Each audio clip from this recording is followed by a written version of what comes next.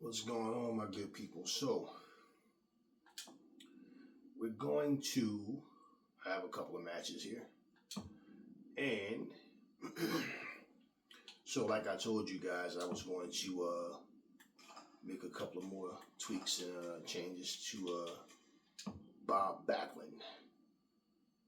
So, as you know, I have him.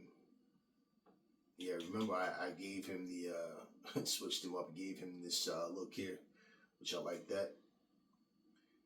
Have his classic look, have his collegiate day look.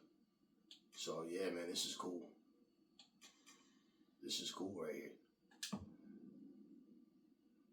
You know, I put him in a match with Josh Alexander yesterday, as a matter of fact. I didn't record it. I'm not going to tell you who won. But what I'll do is I'll put them against each other again now.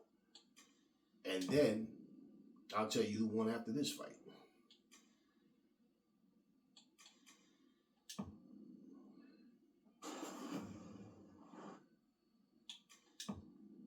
Feel like going to the Japanese shrine.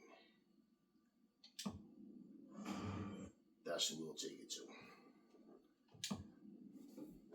This bout is set for one fall. What an exciting match this is going to be! Making his way to the ring. Also, Bob.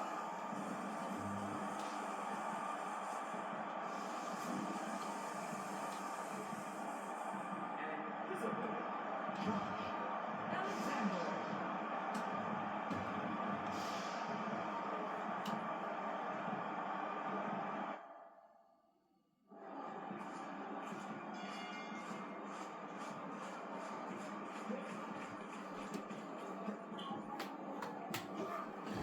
You know what's funny too? Remember, Rick Steiner also has similar gear and have the headgear did college wrestling as well, right? So if I did have Kurt Angle on here with the four of them right there in the match, but yeah, I felt like maybe it depends. It depends. Right now I'm cool, more than happy with the roster that I have. So yeah, I don't see anybody that I'm going to get rid of. The only thing I'm going to do, like I said, is if they put someone on the game that I already created, then I'll make a change. So who knows? Maybe I'll put Kurt on there then.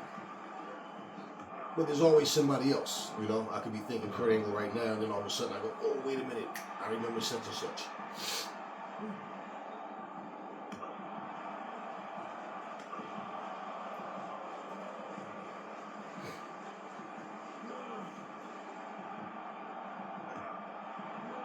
I love the chain wrestling, man. I wish I could find this video someone had of Bret Hart versus Owen Hart. Man, that was the most real chain wrestling I've seen so far on this game, period, man. I wish I knew how to do that right there and just keep it going. I really do. And it's something I'm going to have to pick up on.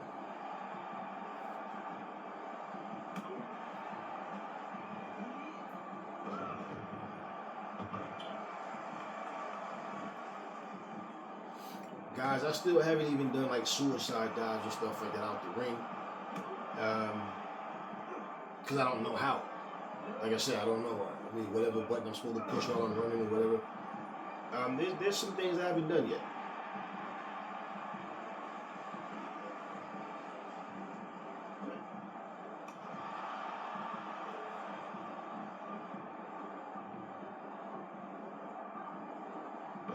Ouch.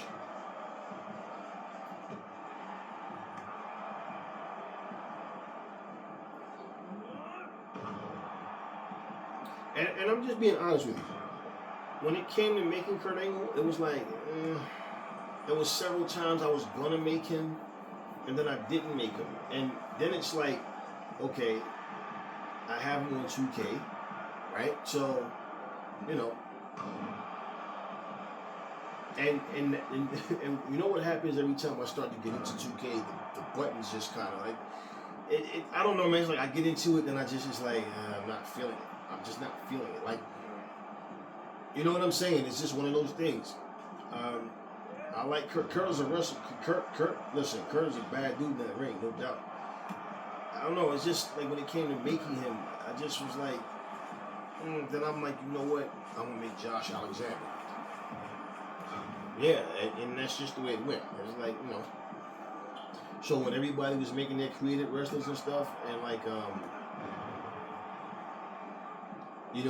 when the majority of what people were making was like straight up WWE, I'm like, nah, I'm gonna make other people. I don't want to make have just a roster full of WWE people. Like, I want to mix it up. So there's that balance of having, like on this version right here, all straight up wrestlers from like the past and present. My Switch version, I have wrestlers that are actual wrestlers, past and present, mostly present, and but yeah, past and present. I have wrestlers that's video game icons and stuff like that. And just just a different variety, a different blend of people that I find to be interesting to have in the game. And once again, it's only a game. It's funny, man. Today I was watching this video on TikTok, right? It was a guy playing this jet flying game where you're like shooting down like opposing jets and other planes and enemies or whatever. The guy is so into what he's doing. I don't know if he's a pilot in real life or whatever, but he was literally sitting there with the helmet on, with the attachments and everything, like a real helmet, while he's playing the game, as if like he's really flying and shooting at people. And I'm like, sometimes it's kind of like, that's kind of disturbing, because you wonder like how serious do people take this stuff, man? Like, damn, it's just a game. Like you got the guy sitting there on TikTok playing football, and he's sitting up there with a football helmet on, and he's sitting up there with the jersey on. He has a little eye paint and everything, got the gloves, and I'm like, and he's really in his feelings and angry when he screws up, celebrating when they score, and I'm like, too much, man, too much. And if all of this is to entertain the audience watching, man, like, nah. Nah, you guys are asking for too much. Okay, and then he got out. Was it a rope break? It was a rope break. So he's not going to kick out now. It was a rope break. So that's 2 times in a row, because Bob Backlund beat him yesterday. I don't know, and I like this version. This for Bob looks better than his usual. This is his collegiate college days as a collegiate wrestler. But I like this look better, man, to be honest with you. His look was really plain, man. People that stood out back in the day, people like, Superstar Billy Graham, his look was different. Jesse Ventura, his look was different. Some people, they just boots, no knee pads, no elbow pads, and trunks. That was it. Or just plain, or just plain. It just didn't really have much going to their look. So wrestlers started to have more of an appeal through time. But like, he he had a very plain look. Bruno Sammartino had a very plain look. Who else had a plain look? There's a lot of them, a whole lot of them. Nick Bockwinkel had a plain look. A whole lot of people, man. Ivan Putski had a plain look. They just, Tito Santana, he had a plain look for a while. Then when he had the Matador look, his character looked more interesting then. A lot of these guys, man, they just had a plain look to themselves. There was nothing really going on.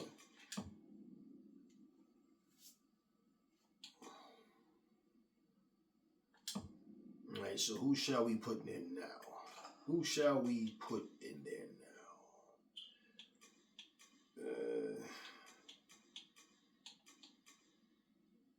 now?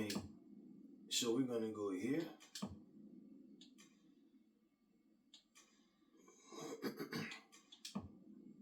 I got you. I know exactly where I'm going now. So we're going to put him against the great Kabuki. Did I pass him already? No, he's here. And mind y'all, this is Kabuki's face paint. A lot of people don't know that, but that's his actual face paint. In fact, when I had Oscar on here, that's who I gave it to, was Oscar.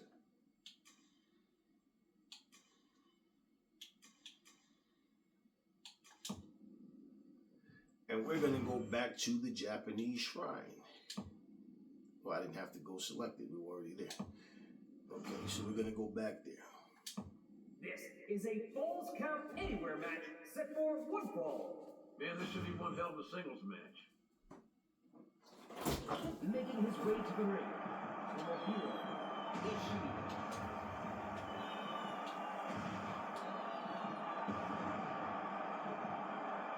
And Isabel Sato.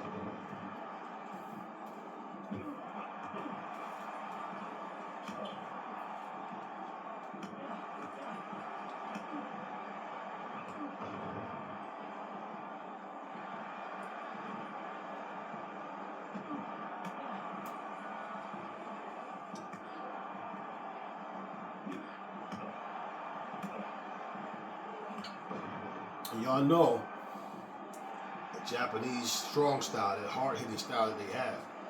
There's a lot of striking. And wrestling a lot, but especially over in Japan. So when people think that, oh, it's not a lot of striking, well, you're probably basing it on back for what, like certain wrestlers that are known to be like very technical wrestlers, but no, man, striking is a part of it. I just don't like, see, I just don't like when they do this,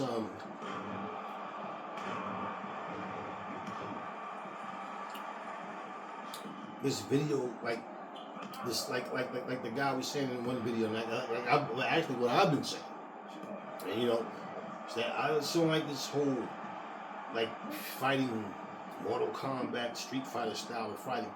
Now, we're talking about a particular wrestler that has a certain moveset that he incorporated, like martial arts moves into his style. That's one thing, but I mean, just the overall, you know, punching and kicking style where it's like you're playing a actual fighting game.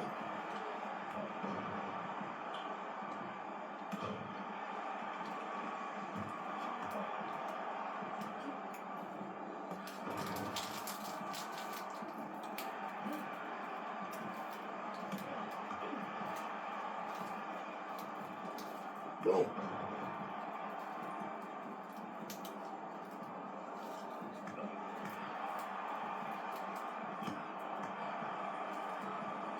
Yeah, you know what? I also created Andre the Giant. That's who it was. He was another one. And I just, as much as I didn't want to delete him, I just wasn't feeling him.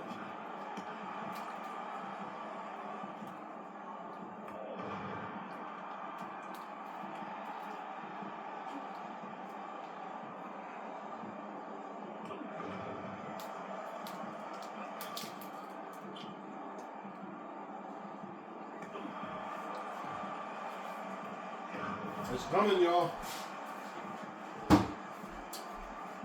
Got him.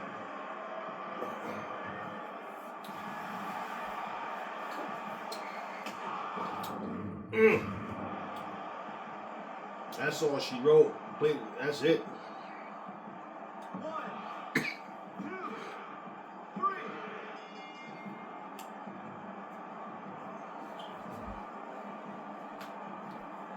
Here is your winner, Man, what a match. I'm so glad I'm sure to call it.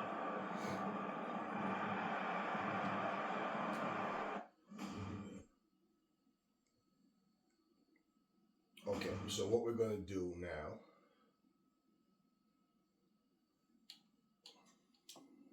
Let's go tag team. I think I already know who I want. So we're gonna go Abdullah the Butcher.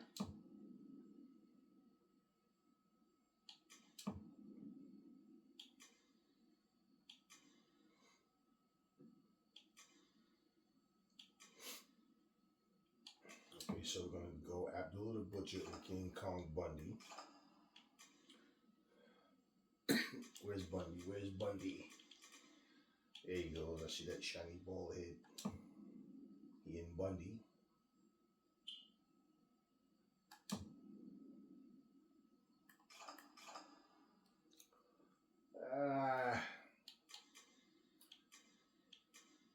How about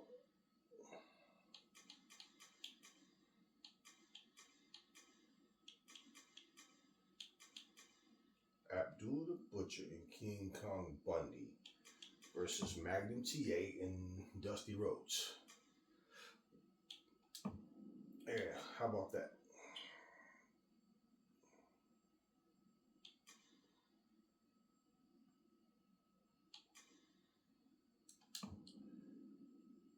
Yeah. No. Let's back out.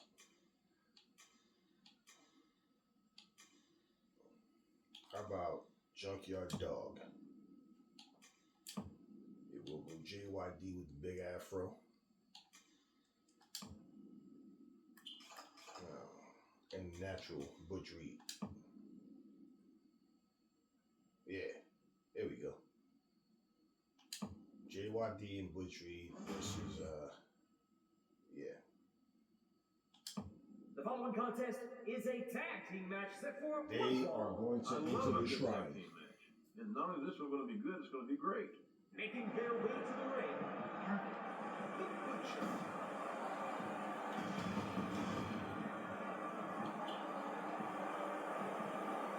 And his tag team partner, Bundy. And their opponents, the Bundy.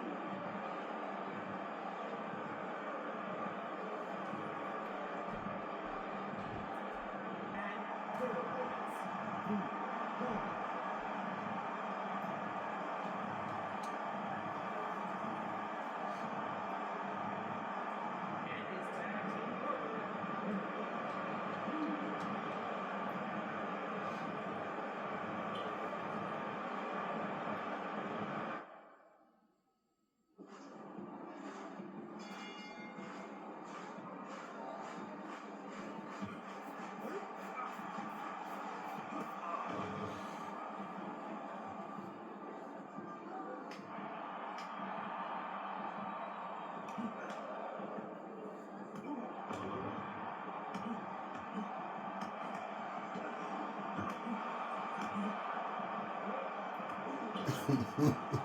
Sounds like bacon frying in the pan that pops it back to back.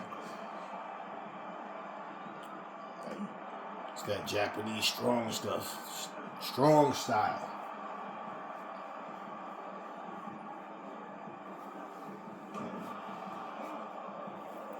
Come on, Butch, what are you doing? He must have saw a fly or something, a mosquito.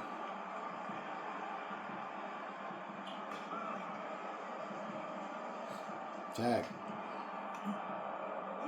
And you notice the teams that make the most frequent tags usually win, unless they're getting like beat up. But usually they're the more frequent tags because you're keeping yourselves fresh. So when your guy comes in,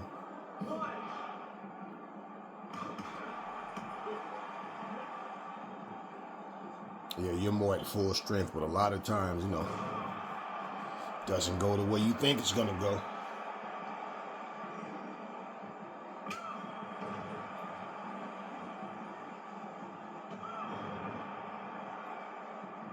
And it's funny when you look at certain moves, like Shawn Michaels, there was others that did the super kick as a finishing move. Now everybody does the super kick. It's just another move now. And here and there somebody will win a match with it, but most likely it's just another move.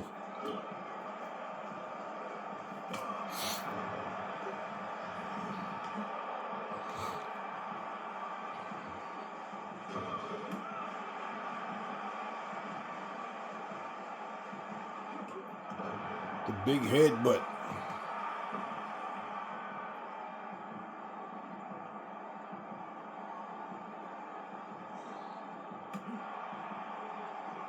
You don't want to play with Bundy. Get that splash in the corner. Yeah, he missed. What these guys drunk? All right, starting to get his momentum back.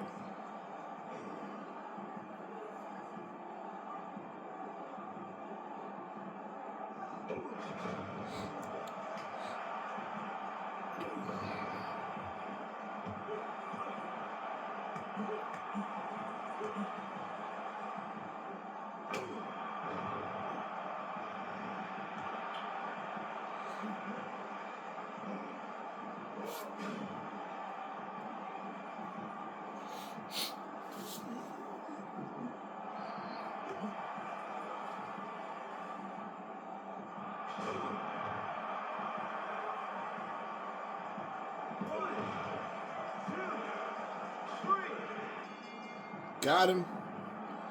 Abdullah and Bundy gets the win. Wow,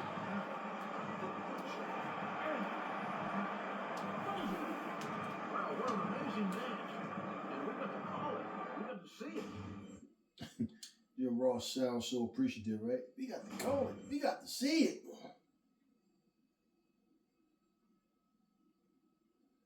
Okay, so let's get some females in the mix now.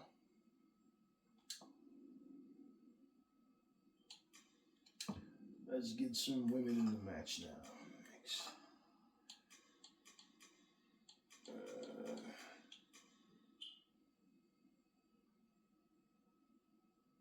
All right, so let's get Julia in there.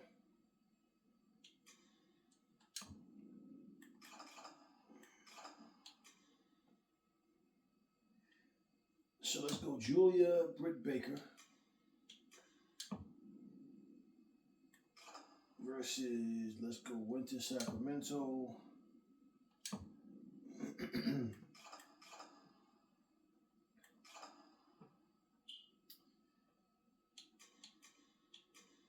Winter Sacramento and Rio.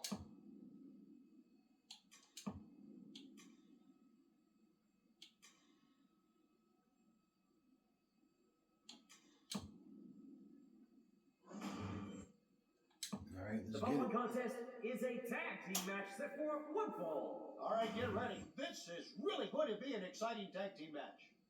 Making their way to the ring, Julia.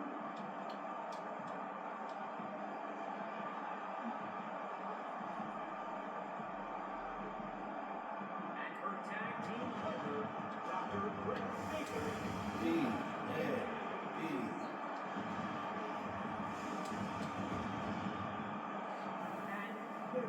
Yeah, and you know what? Maybe I'll save that for another video. I think I will. And her tag team partner, Rio.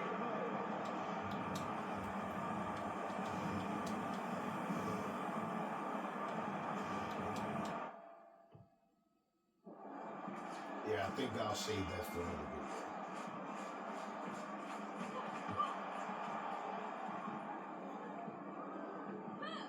As a matter of fact, no, I don't have to save it for a video, another video, because I'm not going to go through.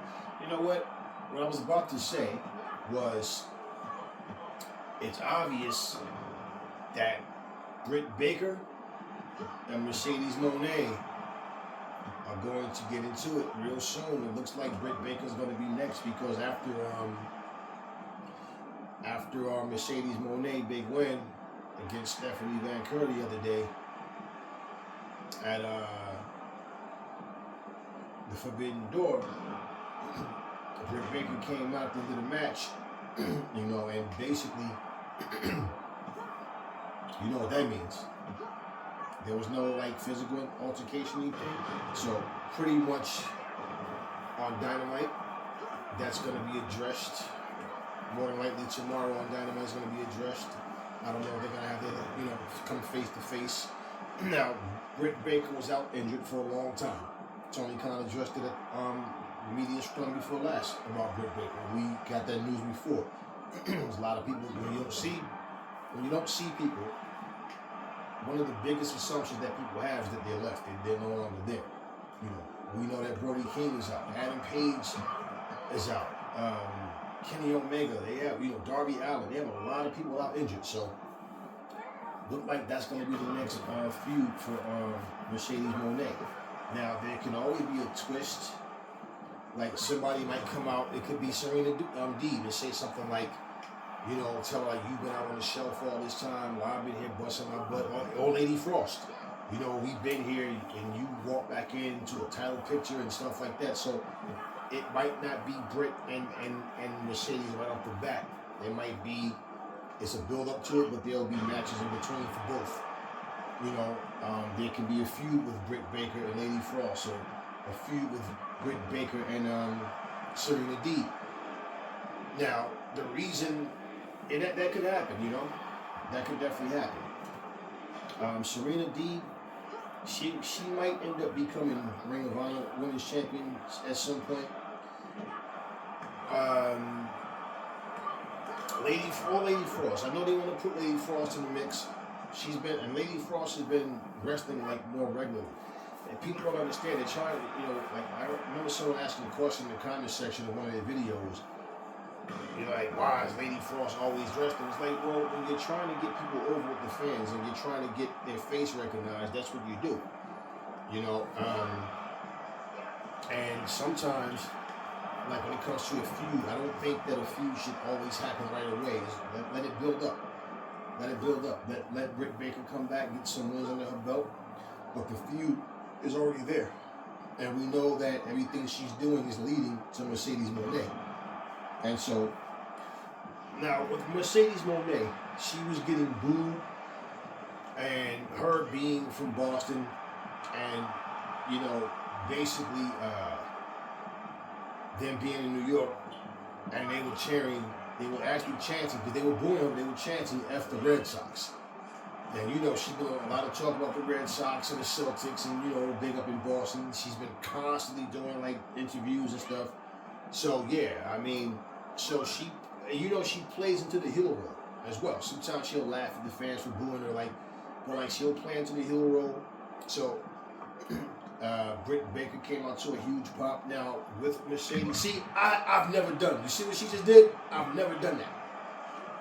I know you have to run and press something. Whatever button is, I don't know. I'll figure it out. But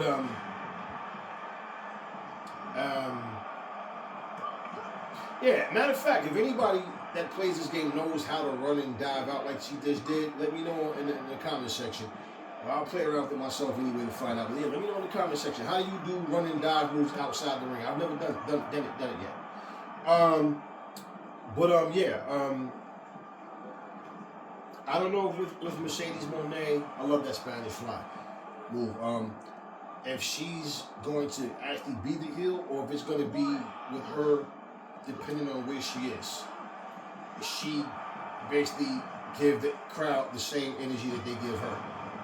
I don't know. And it seemed like that's what's been happening with her. Because she's like, I don't know, it's like she's healed and she's not healed. We've seen the same thing with Bryan Danielson and Jon Moxley at one point. When they were coming out, they were like, literally like, Mox, Claudio, and Yuta Wheeler were definitely doing things that was like on the heel side. And then Bryan Danielson is being booked in matches where he's showing respect to his opponent, they're shaking hands, but of course him being a part of the BCC, then he runs to their rescue and they need help. Because, you know, but then it's like, I don't know, man. They kind of like, you know, And you know the thing about it in professional wrestling now, it's like it doesn't matter good guy, bad guy, whatever. Because nowadays, and you know, in a way, it's a weird feeling too because when you're like cheering for the heels and not the face, it's like what happened? do they not like these wrestlers or something? That's weird. But it's a different day and time, different climate. Sure, that has a lot to do with it. Like you see all of the scumbag stuff Paul Heyman has done to people, and all of a sudden, right, he gets he gets powerbombed through a table by Solo Sikoa, and the fans are booing Solo and like feeling bad for Paul Heyman. I feel like, hey, it's about time somebody got his ass. Like, you know what I mean? Like, just because someone turns face is like, nah, man, you didn't turn face. You basically just didn't turn your back on Roman Reigns. That's all he did. Like, he didn't turn on Roman Reigns, but it's not like, man, Paul did some devious things to people. So, like, why would you feel bad for Paul, man? Like, that's how I feel about professional wrestling, too. Like, yeah, you were a scumbag. So what the hell are we feeling sorry for you for, man? Okay, let's do a one-on-one. Nah, but let's do a lights out. I don't know who I want to pick yet. Let's see. Who do we want to pick? Let's stick with the females. How about... Okay, so how about Queen Aminata?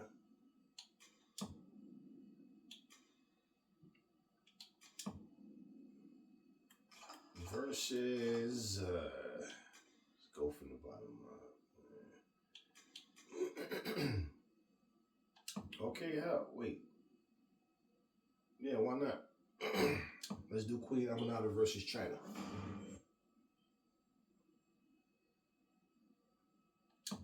The following contest is an unsanctioned lights out match. What a match this is gonna be. Making her way to the ring, the Queen, Tiger.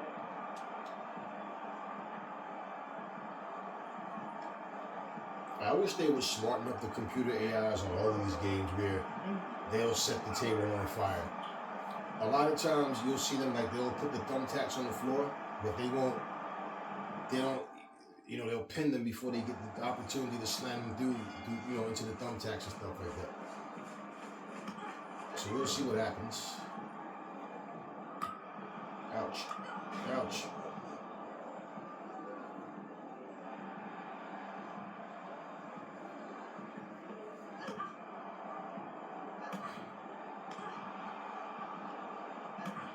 He's throwing some hard shots. Oh.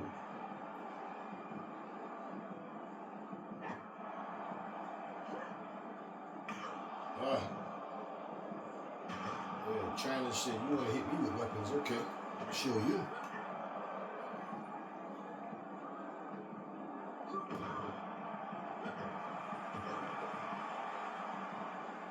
Out of all those moves that's done, man, that backbreaker just look like it hurt more. Like, this is the way your body just kind of fold and flop when you go down, and that sound it makes.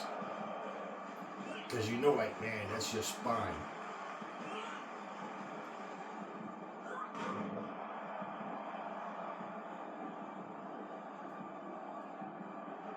Yo, China's warming up.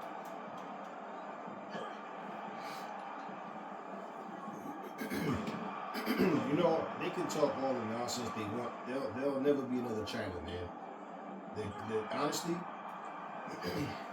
like Anne-Marie Crooks was big, but she was very green. So,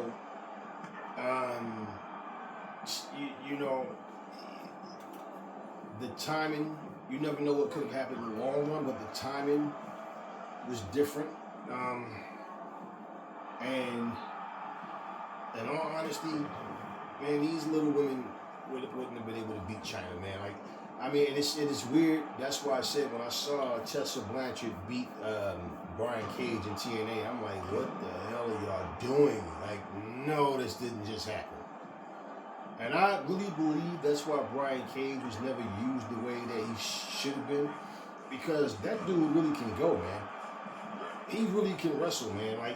And you know, he's not all power. He's like he's a hybrid, man. The guy's good.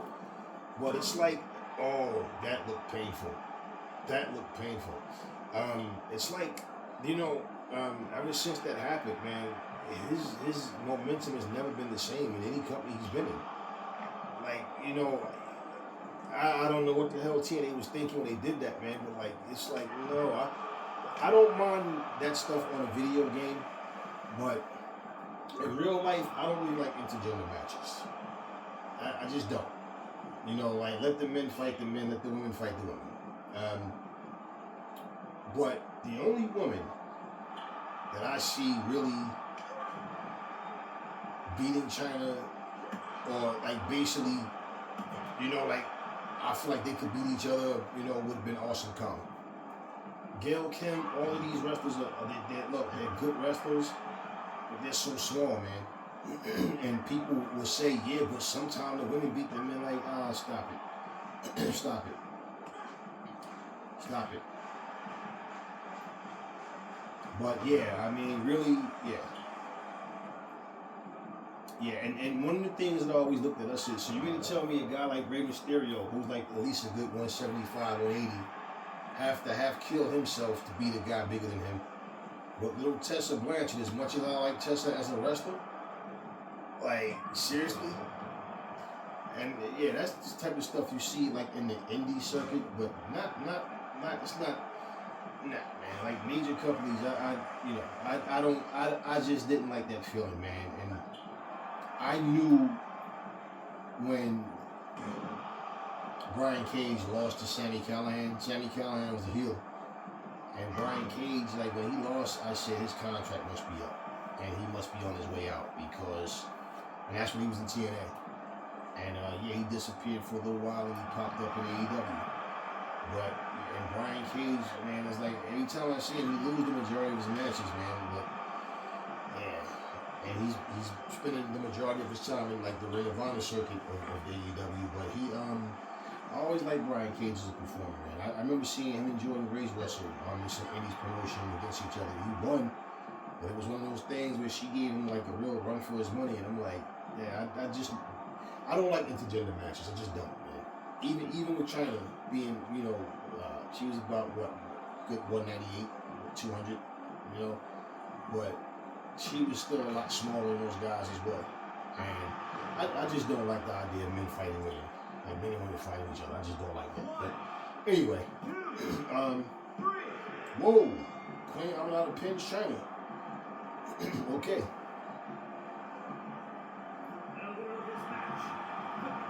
And then, you know what was weird the other day, right? I'm looking at him. Like, you know, I like the variation of different wrestling styles, from the brutality of it to the straight up wrestling and all of that. But, you know, I'm watching Bryan Danielson the other day, and I'm saying, yeah, man, he still can go. He looks fresh, even though he gets hurt a lot. But when he's in there, he goes, man. So I'm watching him, and then I was Booker T, the podcast that he does. I heard him say nobody cares, like, nobody's coming out to see a 5-star match anymore because wrestling is all about entertainment.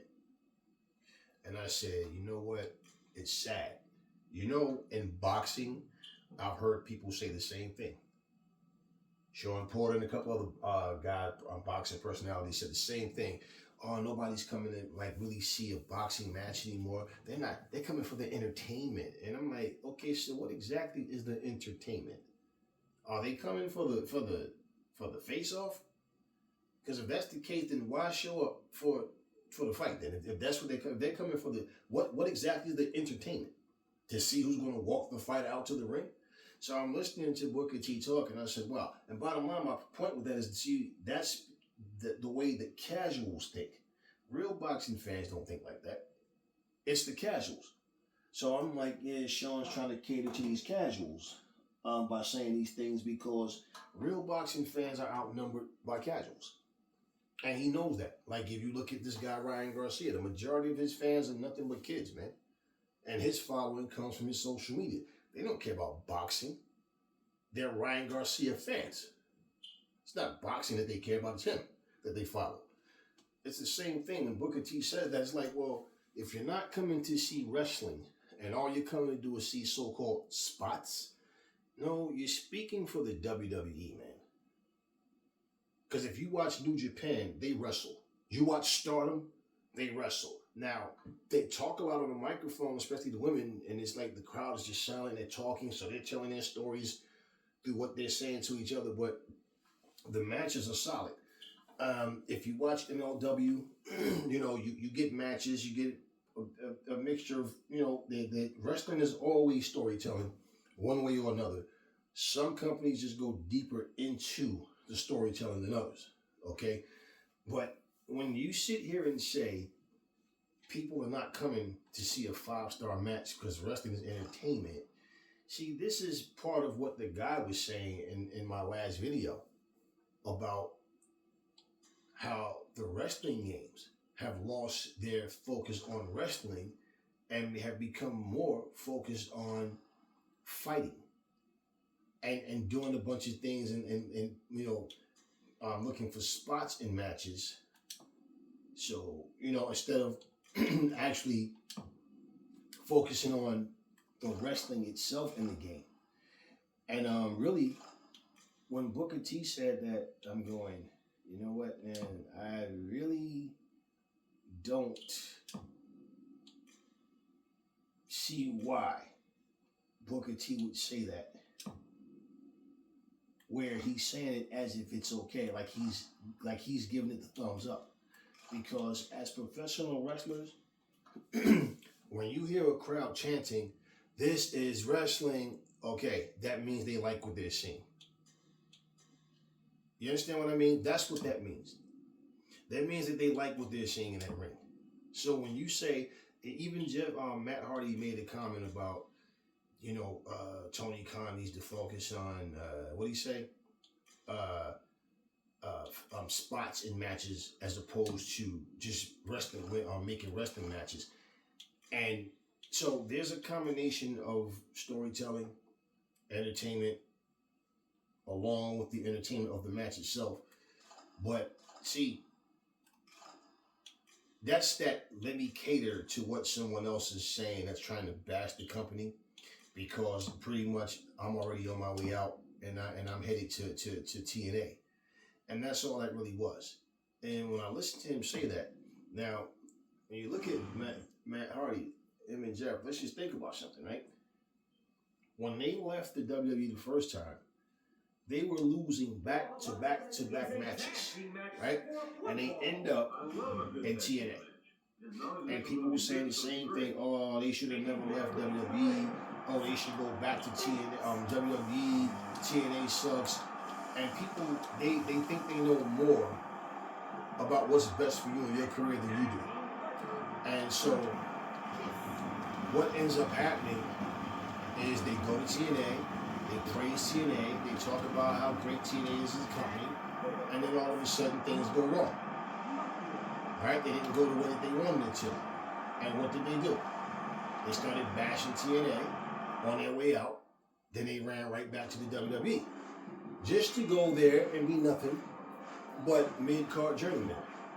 That's all they were mid-card jobbers, and they were like, nothing was going on for them. So what did they do? They left and came where? AEW. Came to AEW, praised AEW. Okay, Jeff Hardy should be the last person to say anything, because this guy's been given more chances in wrestling than anyone. I mean, 2-3 years ago, I think it was 2 years ago, Eric Bischoff and different people were saying they think he should just retire, man.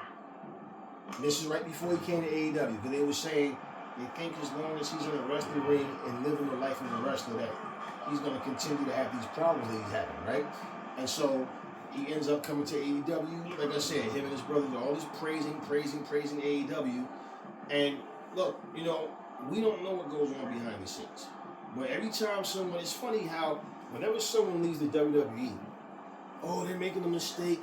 Oh, they shouldn't have done that. Blah, blah, blah. They should stay in WWE. It's funny how when someone leaves AEW, see, they don't know what they're doing. Even such and such left. And they overlook all the people that leave WWE. And trust me, there's more coming. There's more people leaving the WWE. Whether it's on their own or them being released from their contract. Now they're talking about Natalya possibly showing up in AEW. The Becky Lynch situations. I mean, let's just be real. This guy, Samantha Irvin's husband, Ricochet, they've done absolutely nothing with this guy, man. Absolutely nothing with him the entire time he's been there. So, yeah, I mean, now, when you look at that, you're talking about spots, you're talking about things of everything other than the wrestling match itself. This is what Tony Khan and them should focus on. No, it's about balance. It's about having some of everything that's necessary to have. But when you are judging one company based on what the other does, that's completely stupid and it's completely unfair. It's like, no, people don't like to see something different. They don't know how to adjust to it.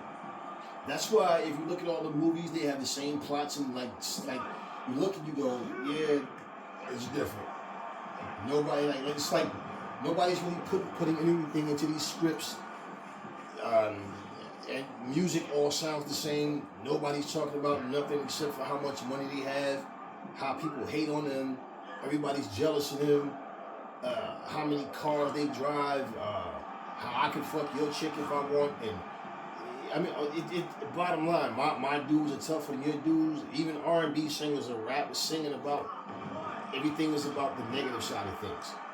You understand what I mean? So it's because, yeah, people don't know how to market you being original. Everything has to sound the same for them to feel comfortable with you as an artist, being a big investment for the company and a big profit for the company. So at the end of the day, it's like, yeah, you always hear people talking, but like, what are you really talking about? What are you actually talking about? So, yeah, I mean, I'm not into all of this. Let me make this clear. The WWE style, that whole talk on a microphone for first 22 minutes of a show, and week after week, it's the same people coming out saying the same things. Like, to me, that is like, it's not only boring, but it's like, it's so predictable. You already know what they're going to say. They just repeat the same dialogue. And nothing is really happening. Nothing is really happening that you really care about. And when those things happen, and it's the same typical, like, for example, if you guys saw the other night, when Seth Rollins was in the ring, and Finn Balor comes out, Damian Priest is out. Now, you can see what's happening. And right now, as of the past several months, this has been going on. And I don't know if you guys have paid attention. It's been several months now. Damian Priest is trying to play the good guy, but it's like they're trying to tease the crowd to see the reaction. And he just don't get a big pop from the fans. It's like the fans really don't care about Damian Priest anymore. When they did care about Damian Priest, and they should have got him over when they first was cheering for him really big, no, the WWE made him lose. They made him turn heel. And it's like, I don't know. It's like just ever since the fans just don't. It's like they just don't like him. You know, you saw Finn Balor in the ring, and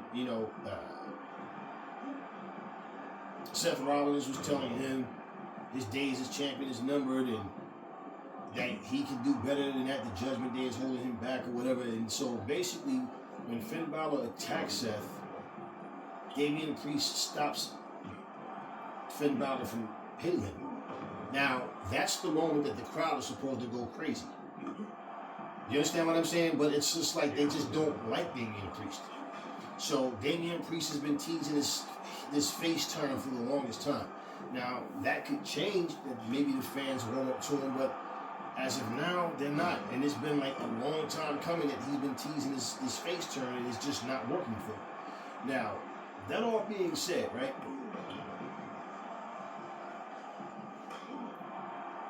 I knew when he said what he said, Seth Rollins, he's talking about you think, he's like, you know, your days as champion is numbered and whatever. And Damian Priest gets on the microphone and says pretty much, no, you think my days are numbered? He said, no, your days of being on top in the WWE are numbered. It's like I'm knowing what's going to be said.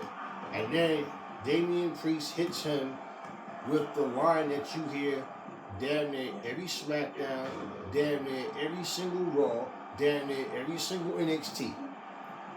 Well, if that's what you think, I say we don't have to wait till this weekend. We can do it right here, right now. Then what's the guy named Adam Pearce is gonna come out? Whoa, no. Okay, so I see you. And bottom line, he's gonna get booed because the fans are gonna start cheering, let them fight or whatever. And then he's either gonna let them fight tonight in the tag match, or it's gonna end up being one of those things where I make the match official and it's gonna be at such and such, but it's gonna be a special stipulation. And it's just the same repetitiveness every single week, and they repeat the same thing over and over and over and over with just different wrestlers. That's the difference when someone allow you to go out and say what you want to say, but they will give you bullet points on what to say because you're building up to a match. But when what you're saying is scripted, they're telling you what to say, and you gotta understand it's coming from the same people. So yeah, you're gonna be very repetitive, and everybody's saying the same thing. It's like when you have a producer, right? A record producer. What do people say? Oh, that sounds like a Dre track. Oh, that sounds like a Timbaland track. Why? Because they have a certain ear for music that this is the type of stuff that they like. You hear a certain rapper and they say, oh yeah, that's his flow, because he sounds that, So if you're not diverse and you don't understand, you need to switch things up, yeah, you're gonna sound the same. It's the same thing. So like those type of storylines, it's just like, man, I've seen this like a million times already, and it's just nothing to it. And it's like wrestling is more fun when it's unpredictable, it's not scripted, and the wrestlers can go out there and pretty much understand, be professional about what you're doing, and add something to the match, add something to the session. It gets boring to me like when guys come out and just talk and just talk and just talk.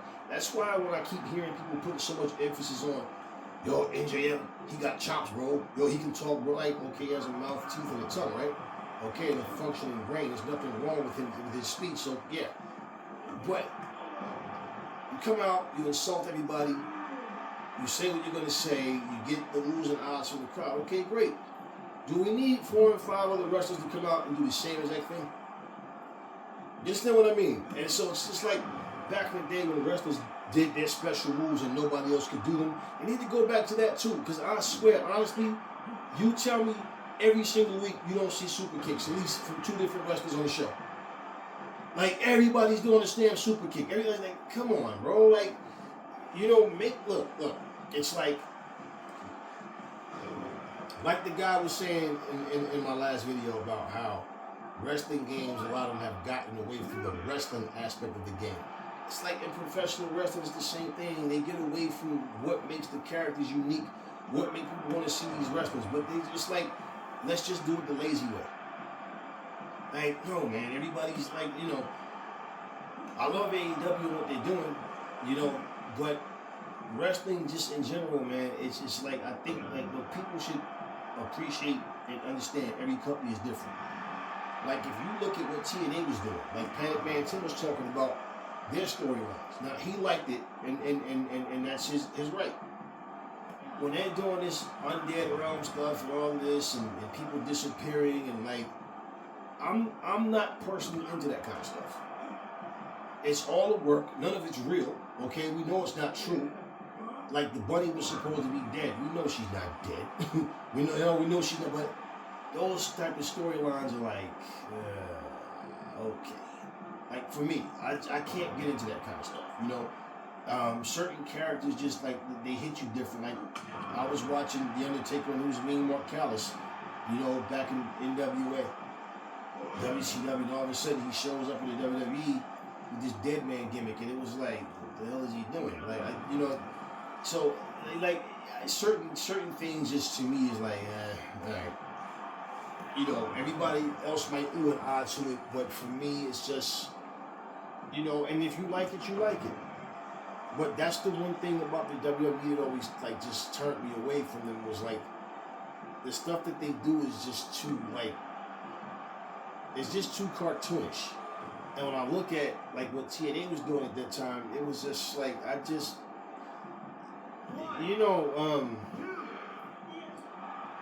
Father Mitchell time traveling and all this like, it just didn't get over with me. I just felt like, all right, come on, man. Never said, oh, I want you to be like the WWE or AEW. No. I want you to do what you're doing. It's just that choice of what they were doing, that was a nasty kick by Bruiser Brody. I doubt that the Dynamite Kid kicks out. But what they were doing just didn't appeal to me. You understand? I just couldn't get into it. It was like, no. And I love Rosemary's character in Havoc. Them as a team in DK. And if you remember, initially it was Rosemary, it was Abyss, and then Crazy Steve came along. You know, Crazy Steve has changed his gimmick. He went from this evil clown to just basically having this weird face paint and being like a psychopath. He's no longer doing the clown thing. I don't, but it's like certain things I don't like. Like, for example, when Goldust got shocked. Remember how he kept shaking and all this? And I'm like, okay, so he goes to TNA. He's no longer shaking and shivering and all that. He goes back to the WWE and he's shocking. Like, now he's back to shaking and shivering. Like, it's certain things just like goofy, and it's like it's stupid, and I just can't get into it. And that was one of those things where I really just felt like, okay, like, all right, I see what's happening. I'm not feeling this right here. Now, because I know professional wrestling is not real fighting, okay, I get it, and I know it's not real fighting. So for me, it's like, I already know there's going to be certain things that I'm just not going to like about it. But at the same time, it's like, I'll look at what it is. And like I said, the things I like. The things I don't like, then so be it. I don't like it. But yeah, I mean, it was, wrestling, like I said, when it's done right, it's like the most fun thing in the world to watch. But sometimes you have to really just look at what's happening, and you just take that step back and look, and it's like, you know what, man, like, all right, I think I'm gonna, and I try to watch wrestling as much as I can, like, whatever, but it's just like, certain things I just can't get into, and I'm not gonna pretend. Now, anywhere match set for one fall. Yeah, like going back to like what Booker T said, that whole statement was like, that's part of what's wrong with wrestling right now. Because now, for all the years when these guys wanted to see solid wrestling, they wanted to see certain people as champ, you ignored them. Now, when they want this nonsense, like I see this chick, Sexy Red, why the hell was she there to host anything in NXT? For what? And what does she do when she gets in the ring? Steps right through the ropes, and what's the first thing she does? She starts twerking, and I'm just like, wow, like, this is what it's come down to now. And Booker T, that's Sexy Red, man, yeah. And I'm like, I've never seen nobody in my life so happy to see a hoe. And I'm just being real, because that's what she is, and she's proud about it, right? And it's just like, okay, so, I mean, hey, man. I'm just saying, I mean, what is she even a WWE fan? No, it's just about a paycheck. Here's someone, if you don't know her background, she got a song called Booty Hole Brown. She has a lipstick called Booty Hole Brown. She has a lifted claw chlamydia, syphilis. She brags about catching these diseases and infections. She brags about it and talks about it like it's normal. She talks about, I saw this woman one time say that she was pregnant, or she thought she was pregnant, and said, I don't know if it's by my man or by this was her words, by some guy, but she ain't say guy, you know her lingo. She said that I met at the club the night, but baby, look, I was drunk. If it ain't yours, hey, bro, you know I love you. I apologize. You know you on house arrest right now. You couldn't come out with me, and I was drinking, and you know when I drink how I get. But look, bottom line is just know we having a baby. I'm like, wow. And then you bring this woman out to your company. See, because it's all about money. You know, like Mandy Rose, for example, who was another rumor that I heard that she's heading, you know, I have interest in coming to AEW. And her story goes, she has an OnlyFans page or channel or whatever, and that Shawn Michaels said that she's going to have to either delete the channel or she's going to have to drop the belt. And basically, you know, she's like, wait a minute, didn't you post for Playgirl magazine or whatever? And so all of a sudden, well, I guess this is now all of a sudden he's a Christian. So she's like, so wait a minute. So what I do on my OnlyFans, and she's not like naked or nothing like that, but bottom line is, of all people, Shawn Michaels, right? We know what his gimmick was, right? But bottom line, she said, nah, the hell with that. I'm not going to be bullied into, you know, not doing certain things because you worried about how you worried about a kid's reputation. Look at the story example. And this is what I mean about hypocrisy, and like certain storylines don't fly right with me. Now, for one, no, Sexy Red isn't an employee of the WWE, but she does far worse than whatever it was Mandy Rose is doing. You understand what I'm saying? And you have her hosting your show. So if you're worried about, well, we don't want to have our wrestlers giving us a bad rep, what do you think Sexy Red did for you guys? What are you trying to get the hood behind you? Just to try to get more people from the hood to watch the WWE? And you go get this proud happy hoe? That's what you did. But then wait, you guys are so big on etiquette, so big on respect, and talking about it's a family show. Wait a minute. You had Lana cheating on Miro with Bobby Lashley. So if you're so worried about a negative outlook, something being done wrong, so it's obvious you think that shit's okay. This is why Vince McMahon ass is in trouble right now. This is why Brock Lesnar was run into this stuff right with him. So, you know, Pat Patterson, all those guys for all the years that these things were going on, your dirt comes back to you. But what I'm saying, you can't sit here and talk about Mandy Rose can make the company look bad by having a freaking OnlyFans. What I'm saying, but at the same time, what you had Bobby Lashley and Lana, the storyline was far worse than whatever the hell it was she was doing. I'm like, nah, this is crazy. This is crazy. So that's hypocritical, man. And this is what I mean about storylines. I don't like when people make racist storylines. I don't like when people do like, kidnapping people and stuff like that, or, you know, I mean, and all these crazy things I'm thinking about happened right there in the WWE. Like, other places are not really known for doing this kind of shit, man. Like, I mean, come on, Triple H was. Do you guys remember the episode when Triple H kidnapped Stephanie? And she was like 17 or 18 years old or whatever it was. And that bottom line is, okay, just look at what you're doing.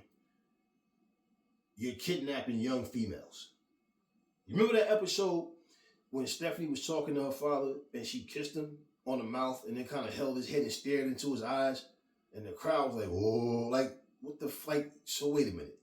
Is this some incest stuff y'all trying to push now? Like, now all of a sudden she's attracted to her dad? Like, it was a sick segment, man. I'm just like, wait a minute. And you know, back then they called it Shock TV.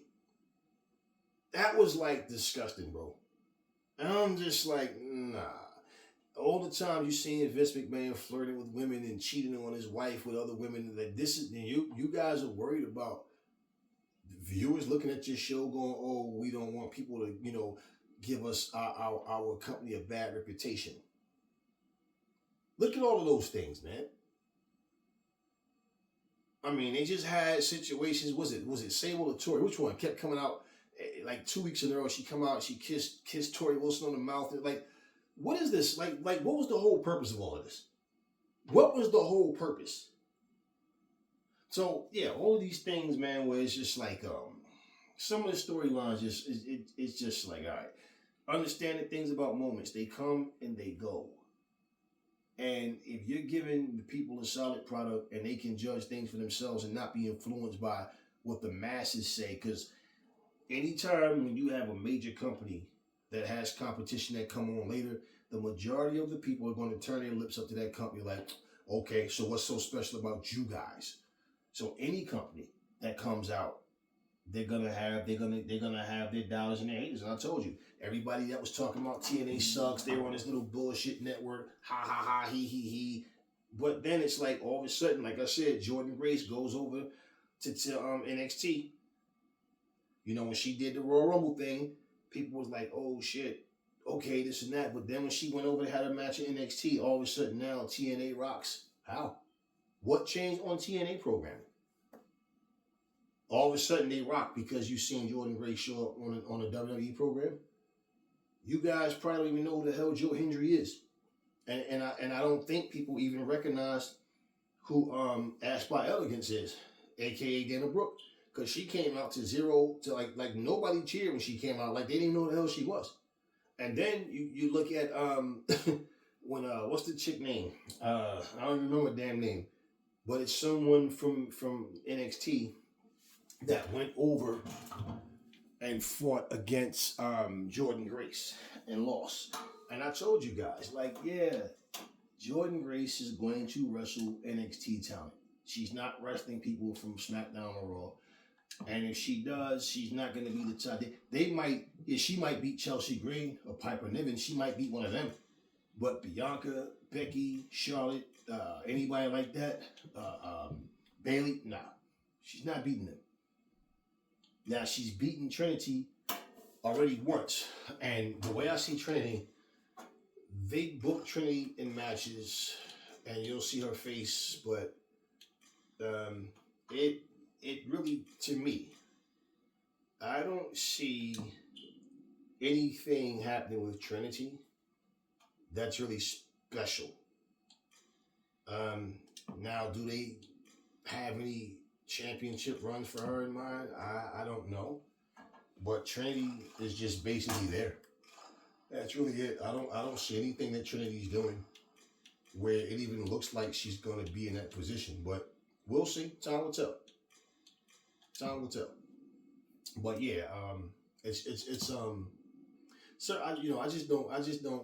I remember it was a time when the WCW started trying to do the entertainment thing. They had a team called the Ding Dongs.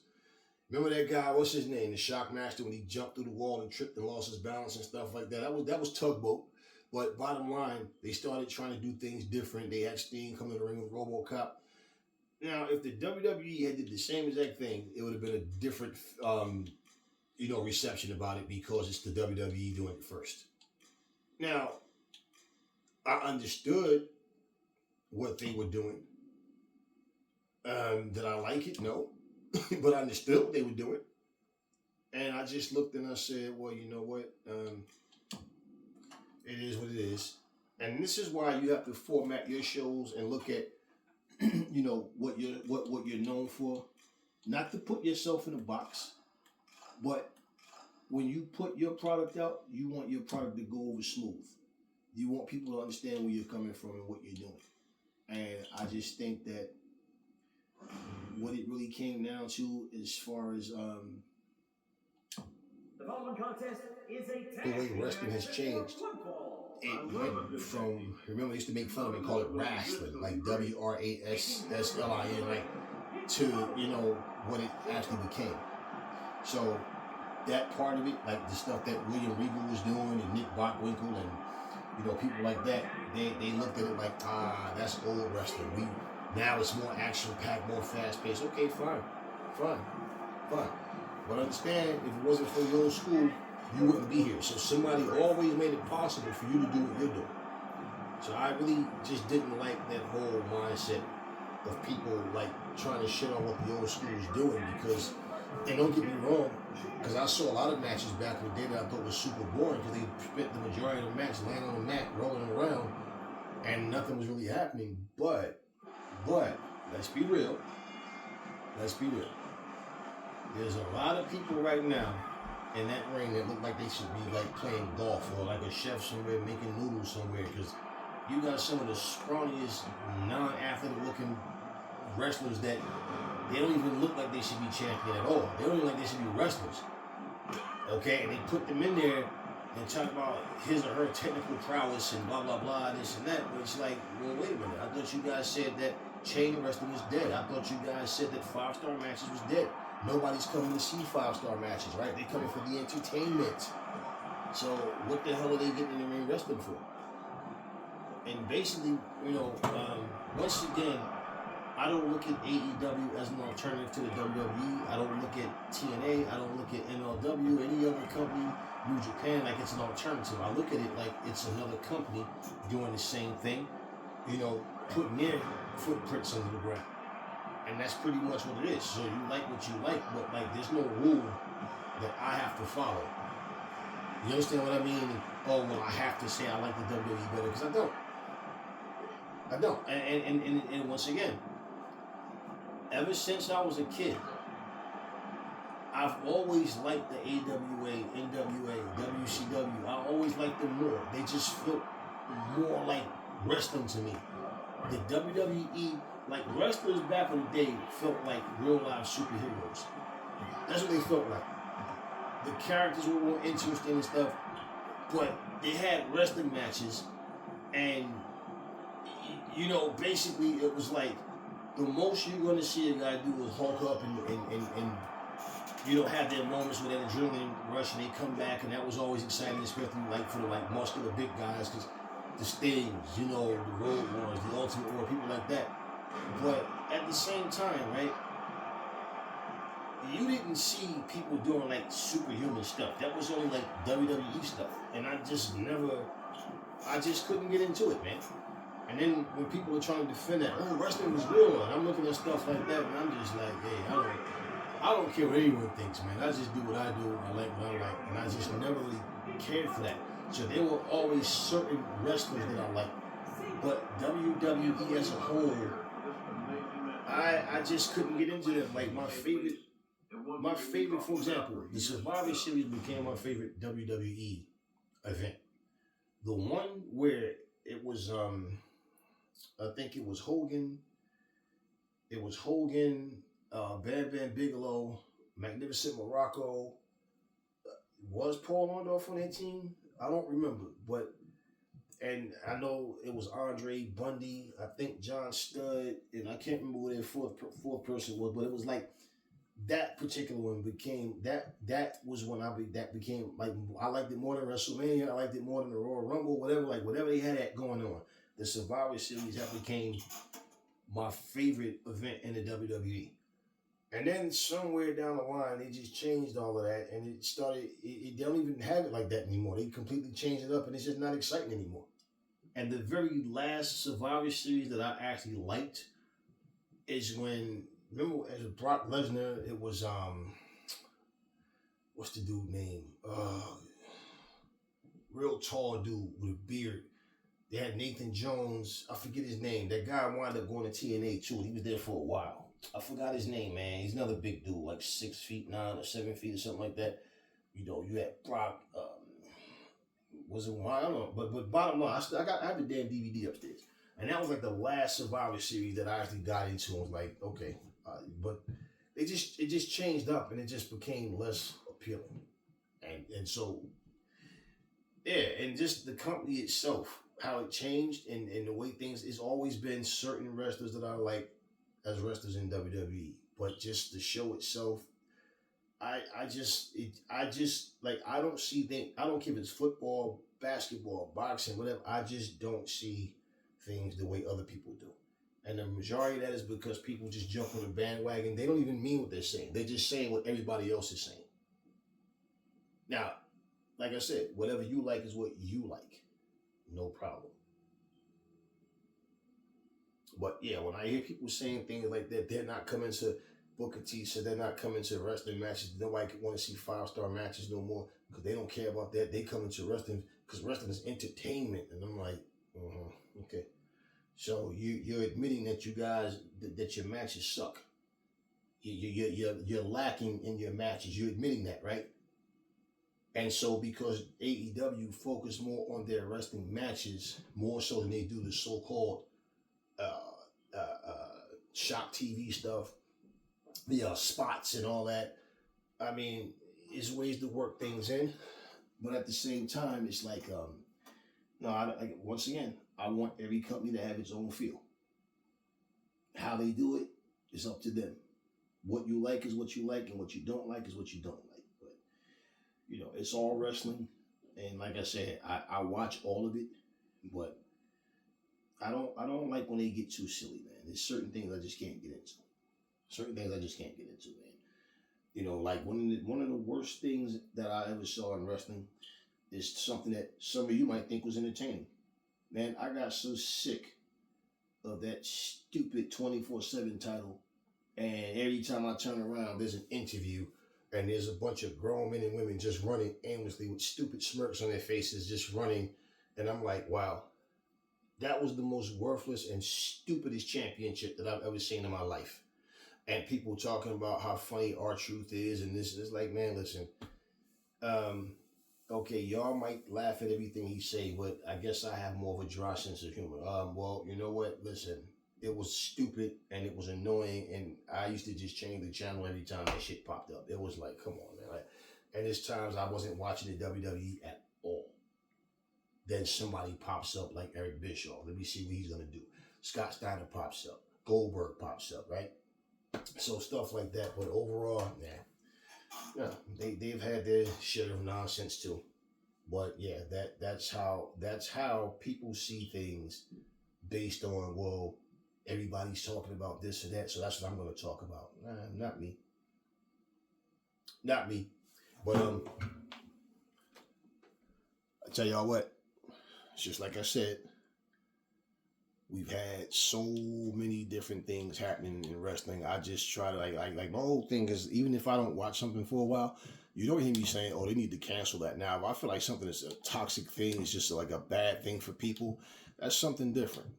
Here's a situation where I'm just simply saying, when it comes to professional wrestling, wrestling needs to be treated as the sport of wrestling. Everything now, entertainment.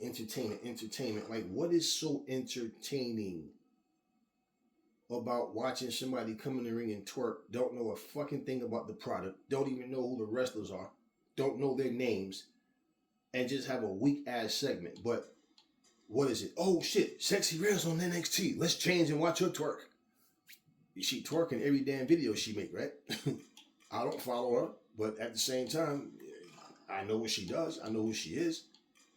And you have people tweeting things like, yo, I ain't gonna lie, I'll let her sit on my face, I'll get behind me. This is the thing they're saying about her. Nobody cared about her being there as no host. Ice Spice and all these different rappers and singers that they, you bring them on your show and they don't, what are they adding to the product? What are they adding to the product? Nothing. They're just there on your show and you think that this is going to get ratings because, one of them is on your show. Well, I tell you what, at the end of the day, I just feel like most of what we see, it's showing you what the future is looking like. For the most part, it's showing you. Like, yeah. So wrestling as we know it right now, just say 6-7 years from now, we might be sitting there going, man, what the fuck? Like, what are they doing? Remember when wrestling was fun? Right? Remember? What are they doing? And it's like, I don't know. I do like AEW. I like what TNA is doing. Some of it is weird. Some of it's kind of, I don't get into TNA as much as I used to. But hey, man, it's just one of those things. It's just one of those things. Yeah, But listen, I'm going to do one more match for you guys, and then in the meantime, let me step away for a second. and then I'm going to close this video. Four-way match set for one fall. This could be out of control. A 4-way match. Making her way to the ring, Ta Mello.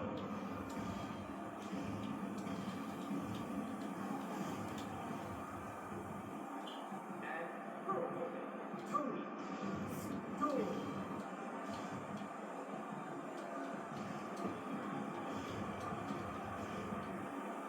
And Miss Blanchard.